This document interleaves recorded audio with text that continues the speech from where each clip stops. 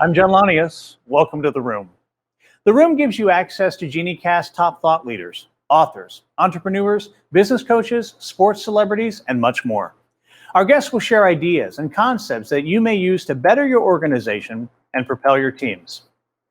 Our guest today is Dr. Stacy Feiner.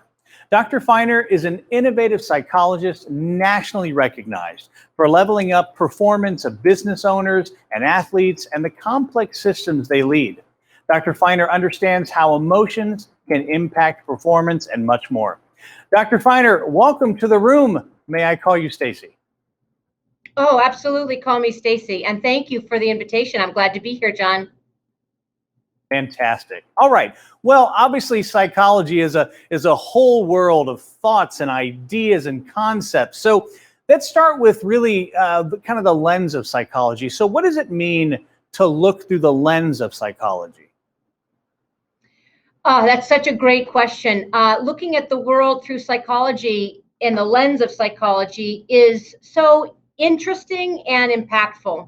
So when we think about psychology, we often think about kind of the painful parts of life, right? We often think about challenges in life, but psychology is all about human potential and human growth. Oftentimes you think about the continuum of psychology, right? A lot of times we think about mental health, mental illness, and wellness. Oftentimes therapy, on the one hand, is about helping people from falling, right? Getting people back to baseline. And on the other side of the continuum of psychology and mental health has to do with the climb, right? And pushing people forward to reach their potential. Once we are able to think about changing our assumptions and our thoughts and getting in touch with our emotions and self-awareness, that puts us in the greatest place to reach our potential. I love that you said human potential because, what's interesting for me about consciousness is that we have not, as humans, figured out what consciousness is.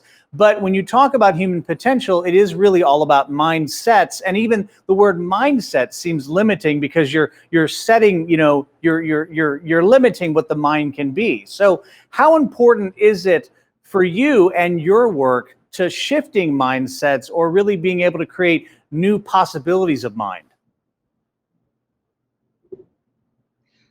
Again, great question. It sounds like you're familiar with psychology. Maybe you had like an undergraduate degree of psychology. People who study psychology love to have these kinds of conversations. I mean, I would say, John, about consciousness and unconsciousness is that we have a bias in this culture to focus on thoughts and analysis and thinking. At the expense sometimes of feelings and expressing emotions. We're more about asserting thoughts than expressing emotions. And what's interesting about your comment having to do with consciousness is that there are three parts of the brain, right? And we focus on actually the smallest and the most insignificant, the least complex. The conscious brain is about 10% of our potential. The subconscious part of our brain is about 50%, and the difference is our unconscious. And I would tell you that most of us use thinking and our conscious brain to make the most critical decisions in our lives, when in fact emotions are the most critical piece of information that we can glean from ourselves to make critical decisions. And so we really need to go to our subconscious and understand our emotions. And then where we sustain our psychological power is when we reach into our unconscious. And so I would say you're absolutely right. We really do need to move from kind of our thoughts to our feelings, because feelings are what provide us with the most important information for making critical decisions in our lives. Such a great answer. Love that. And it had me thinking about the word change and how the word change is really the buzzword right now, obviously because of the pandemic. And so as people and businesses are looking to change, what does the process of growth, which you kind of alluded at a moment ago, what does that look like, do you think, now as we're coming out of the pandemic and going forward? Well, I have two thoughts about that. First of all, change has been on the as a headliner for maybe 2 decades anyway, and we've almost been taught to resist change, right? I mean, we're taught that people don't like change. We see that in the headlines, and leaders tell us that all the time. We're constantly berated and bombarded with the concept that people don't like change, which is so ironic because we're built for it. Our anatomy, our experiences developmentally, we are on a constant developmental path, which has to do with change and growth. So I would tell you that we are built for change. What we don't like about change is we don't like being told to change, and we don't like being expected to hit certain types of performance expectations when we haven't been given the time to learn. So in order to grow and change, you need a tarmac, you need some bandwidth and information, new information, and training to grow and to adapt to change. So I would absolutely say that human beings are built for change. And anybody who says we don't like change is oversimplifying the issue and the phenomenon. Yeah, well, and talking about being built for change, when we have a resistance to that, obviously we're beginning to point to mental blocks, that really hold us back. And so what are some mental blocks that hold people back from reaching their high performance that you kind of alluded at the beginning of the interview? So I do really want to talk about mental blockers because they're critical to growth. But two things I'll say. First, about change, because I think this is so important in business and for business leaders to kind of hear this, that simply put, there are three types of people who change, right? There are early adopters, there are late adopters, and then there are resistors. But if the late adopters or the slow adopters are regarded or labeled as resisting too soon in a process where they needed time to catch up to the change the leader is expecting, then you almost by default create a larger group of people who are resisting. So really, there's only about 2% of people in an organization, 3% maybe, are resistors. The rest perhaps are slow adopters who have been too soon labeled as resistors, not given enough time to catch up to the change that's been expected. So that's one point I want to say, having to do with mental blockers. I run a group of several groups of coaching groups, and one of the groups is a group of executive women. And we were doing an exercise, and one of the women said that she remembers when she was 12 years old, she was on the bus, and a situation happened that caused her to recoil and to doubt herself. And she remembers that story now, like 30 years later. And what it made me realize is that the things that hold us back are oftentimes the most popular stories in our life. Like, we might recall a story that was disturbing to us, and everybody remembers that story because we've shared it so many times.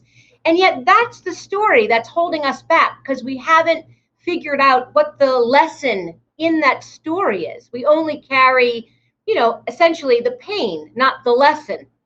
And so when we kind of untangled what the lesson was, it released her from the mental block. So mental blocks are also situations that are kind of imprinted deep in your mind that are hard to get to, like issues or situations or a meaning you've given to a life experience that is really hard to reach. And that also can be a mental blocker. So sometimes the mental blockers are known to you and you just have to resolve or find the lesson learned. And sometimes the challenge or the mental blocker is in a very hard to reach place in your mind, and it can be released in conversation, in dialogue, in communication, in expression. I really appreciate that you mentioned story and you mentioned meaning. I think that we forget sometimes that the stories that we tell ourselves and others are simply that, just a story. And that if we were to change very simply the meanings of a lot of the things that we interpret, whether positive or negative, by changing that story, we could completely redesign our perspective, our mindset, as we talked about, and even our lens. So we'll be right back with more from Dr. Stacy Feiner and how this applies to businesses and how they should approach team dynamics as the world reopens, and so much more. You're watching The Room.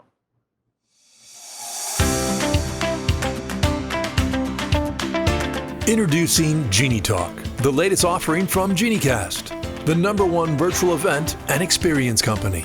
With Genietalk, you can connect with an expert on any subject, anywhere, at any time. It's a one-to-one conversation in a private video call on our safe and secure platform. It's not a presentation. It's not a speech. It's an engaging, informative conversation with an expert. Whether it's a C-suite, business author, or prominent speaker, they are on Genietalk. Just search for what you're interested in, from leadership to marketing, to motivation, to diversity and inclusion, and more. Find one of our many experts on that topic. Then set up a time to meet virtually. We'll connect your calendars to find a convenient time. Next, we'll send a link, and then the virtual call happens. Payment is simple and easy through our easy-to-use platform. It's the ultimate fast, frictionless way to speak to an expert about anything, anywhere, anytime. That's Genietalk.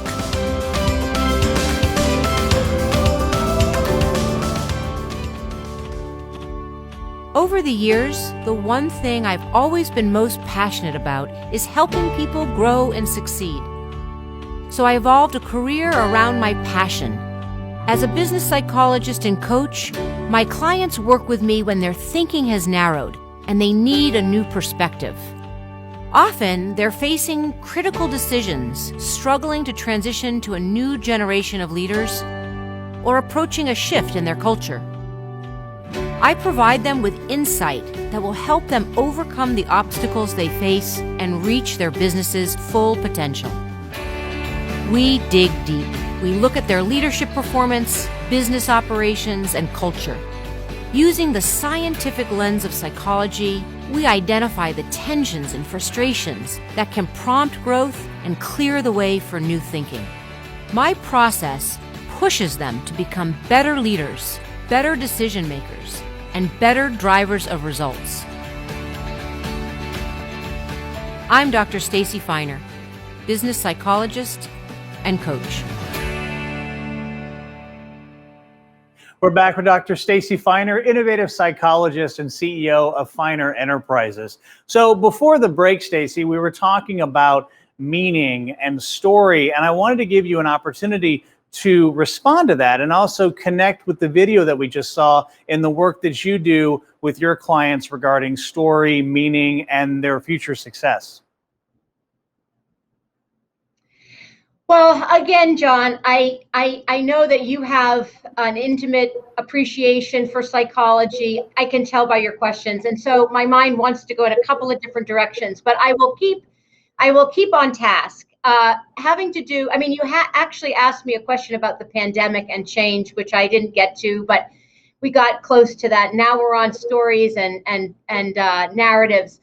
You know, I think one thing that I'd like to share, that's been really, it's been monumental for clients, right? So what I do is I coach people. We have intimate conversations. The promise to be great is an intimate promise that you make to yourself. And when you're ambitious and you're relentless and you're restless for growth, growth happens. It's inevitable. You can't stop it. And those are the kinds of conversations that I love to participate in.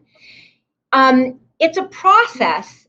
You said if you change your story, if you change your perspective, simply you can change your outlook on life, and it is so true. And we see these quotes on LinkedIn and on YouTube and TikTok, and they make sense to us. We agree with these quotes and cliches because they inspire. They inspire agreement.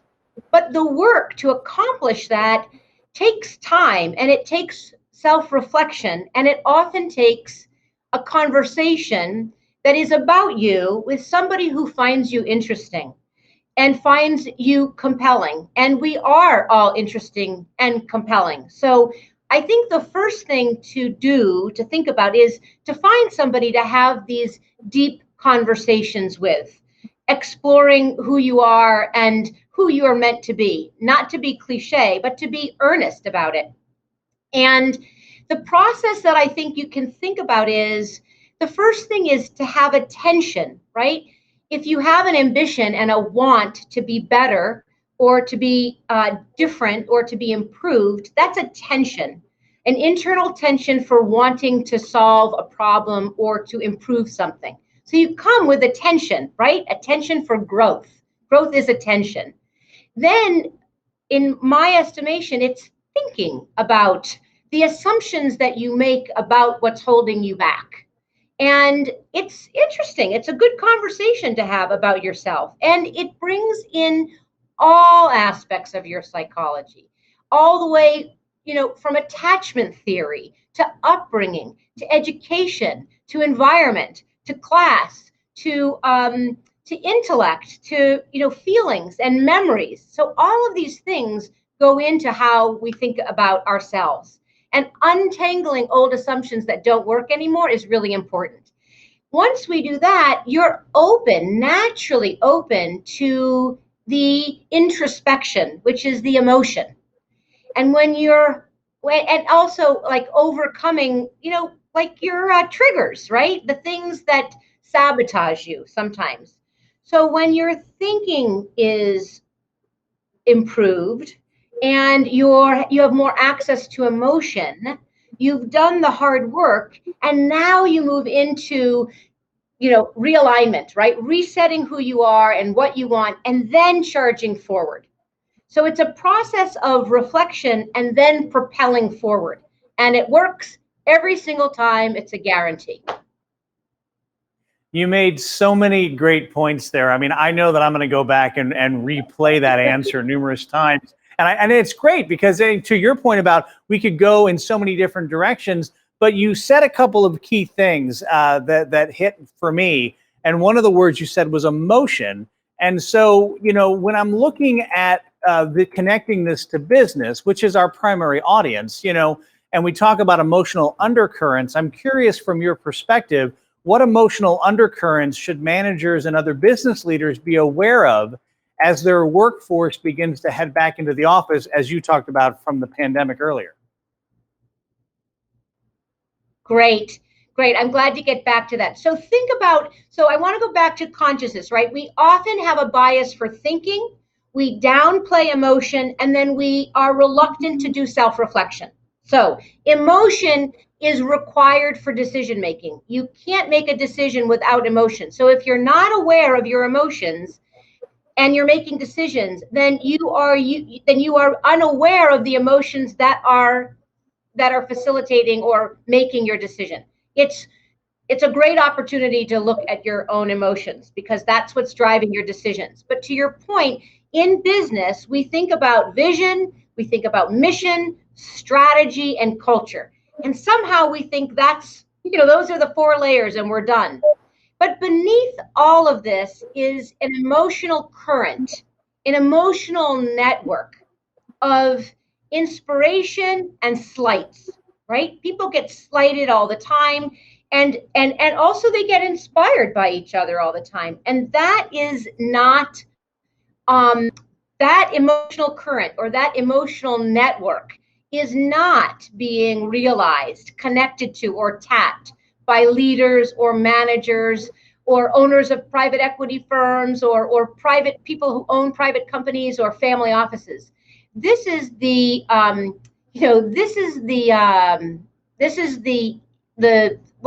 treasure trove of everything, is to tap into and understand that emotional network of invisible dynamics that drive and fuel and propel the company forward, for better or for worse. And so that's the space that leaders need to tap into, that emotional current. Yeah, I love that you mentioned the word strategy, because oftentimes I've seen, younger managers confuse strategy with planning, two very distinct things, because oftentimes a plan, can go awry. And so I'm curious, from your perspective, what sort of strategies, and I'm saying specific strategies, should companies consider to create a sense of belonging with their teams? Again, I'm going to tie this back to the pandemic, because I think one of the recurring motifs has been people feeling distant, during this time. Yes. Okay, so let's charge right into that finally. So with regard to the pandemic and the strategies that leaders can deploy, and also employees, like, one thing to keep in mind is we're all adults showing up to work. I understand and recognize there's a hierarchy, and we have people who have more authority. The hierarchy really just indicates the places of authority and where people have the ability to make decisions. Otherwise, we're all adults, thinking, mature, prepared, ready adults to collaborate and work together. So that's where the strategy should be at the, as we rebuild from the pandemic. And I would say there are a whole bunch of things, but 4 things to keep in mind for creating an environment where people can do their best work as we regroup and reset and reconnect in the aftermath of at least the year and a half of the pandemic. We're not through it, but we are adjusting, and we're growing, and we're improving. So I would say 4 things. People, I talk a lot about this in terms of innovation and creativity. There are 4 requirements for people to feel that they have the ability to be authentic and genuine in an environment. And the first thing is they need to feel a sense of safety. So not always very easy when you're in an environment, a competitive environment, or you're in a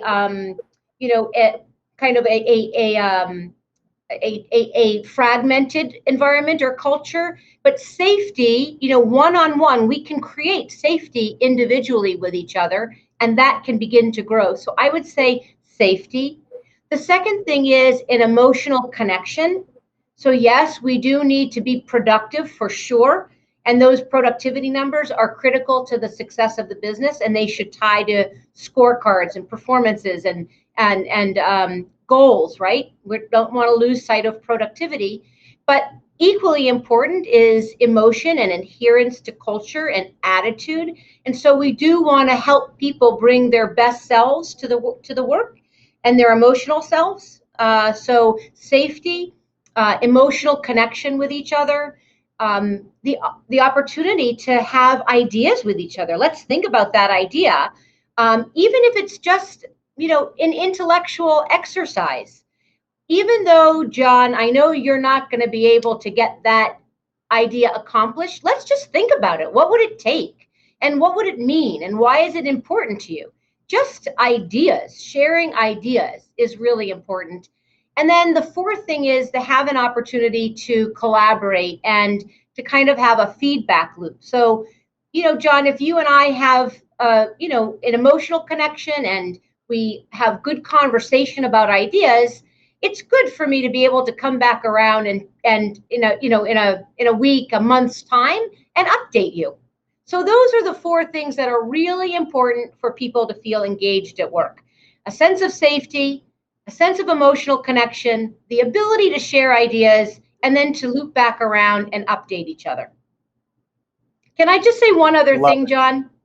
Yeah, please do. So we did this incredible, a large company, an agricultural company in Madison, about maybe 80 or so employees, manager level folks came onto this webinar.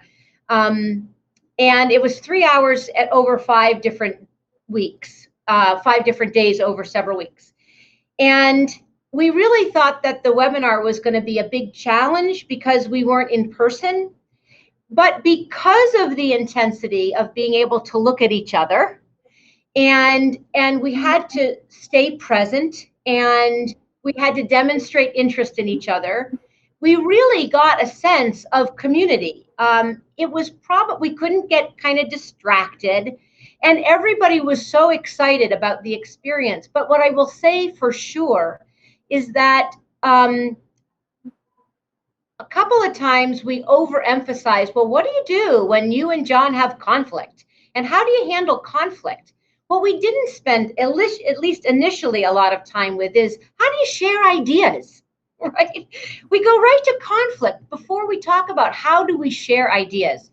Most of the time, people just want to share ideas, and we need time to compare our thoughts. What do you think about that? How do you think about that? And so idea sharing is really important to finding synergies with each other, and that can lead to emotional connections. You don't necessarily need to share a personal story to make an emotional connection. You can share ideas. So I think that your 4 points in that story were absolutely perfect. So more with Dr. Stacy Feiner and our 5 questions after this break. Stay with us. You're watching The Room.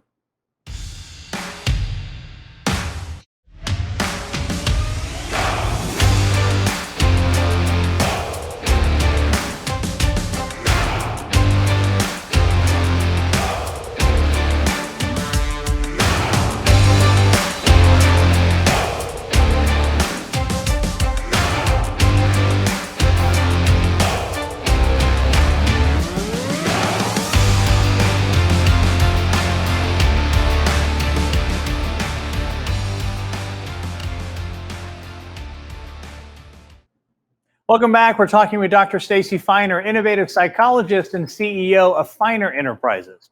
Every week on The Room, we ask our guests the same 5 questions. Now, Dr. Feiner is someone who looks to improve the human condition. We hope that you'll appreciate how we're collecting insights on specific topics to provide our audience with tools they can use to accelerate their ability to achieve their personal goals. Are you ready for your first question? Sure, go for it. All right. Number 1, what do you see as the biggest opportunities that businesses aren't taking advantage of in the world today? Well, thanks for the question. I mean, I think this is the decade of psychology.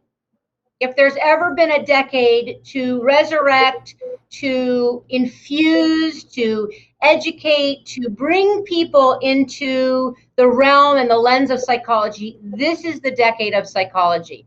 I mean, we're looking and we're challenged by, oftentimes people issues, right? And yet I don't see often enough psychologists being brought to business. Psychology is the most sophisticated science for, helping people with their drive, their talent, and meeting their potential. So I think the biggest opportunity for business is to invite psychologists to the table to help not just solve people problems, but to tap into human potential. Love that. And Stacy, you're invited. Number 2, if you could have a conversation with one person from any time or anywhere, who would it be and why? Well, I think it's easy and a little bit sad because I know I won't ever have the ability to have this conversation with Ruth Bader Ginsburg, but that is a woman who I would very much like to have had a conversation with. And her ability to stay in the mainstream, right? And with her contemporaries who were very challenging to her and to new ideas, and to press forward and to accomplish as much as she has. I'm sure we are where we are today in terms of social equity and social justice because of Ruth. So that's my person. Great choice. Number 3, what is one book every person in business should read and why? Well, I have 2. So Malcolm Gladwell has written, volumes, and you could talk about Blink or What the Dog Saw or The Outliers. What I love about Malcolm Gladwell's books, I love that there are short stories, so I can get it's kind of like a multivitamin, right? I can get provoked, I can get engaged, and I can get insights from every single one of his stories, and I can get one in a night, right? Because I can read a short story in a night, and then I have that book for many, many evenings. But I would say maybe the new Malcolm Gladwell is Margaret Heffernan. And Margaret Heffernan has just written, her latest book is called Uncharted. And it's about leadership in the future. And she is challenging our assumptions about leadership. She's turning what we think we knew on its head, and she's giving us a new paradigm. So Margaret Heffernan in her book Uncharted, and Malcolm Gladwell, all of his books. Absolutely. I love talking to strangers, but that's a conversation for later. Number 4, what is the best piece of advice what's the best piece of advice you've ever been given? Well, I had the privilege of writing a chapter in a book for an anthology by Scott McGregor. The book is called Standing O, and there's actually a Standing O encore, and then there's a Standing O salute. And I've been privileged to be in a book with many decorated people. And in the book, I had a chance to reflect on this very question. And the answer I would give, the best piece of advice, just because a million people think something is a good idea, doesn't mean it's a good idea. That's great. I've never heard that. In other words, go ahead. In other words, think for yourself. Think for yourself. Absolutely. And then question number 5, why is a conversation better than a lecture? Well, I'm not sure I think that's the case. I think there's a place for lecture and talk, discussion, collaboration, and quiet. A pregnant pause, a quiet moment together. So I would say a lecture is a really good place to absorb somebody else's moment of imparting information, and I like that. But I like it with discussion too, so we can grapple with the ideas. Love it. All fantastic responses. Great conversation. I'd like to thank Dr. Stacy Feiner for being my guest on The Room today and sharing her thoughts and insights. And so, Stacy, what would you like to leave us with today? Oh, goodness. Well, I think something that has been meaningful to me is, one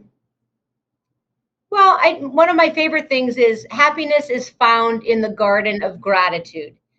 And I don't think I realized that the meaning of that until I experienced gratitude in a very important way. And now I can practice gratitude. So I would just say happiness is found in the garden of gratitude. And I'm very grateful for you, John, and for Jordan and Dan in the back room for inviting me today, and for Geniecast for producing this really great platform for everybody.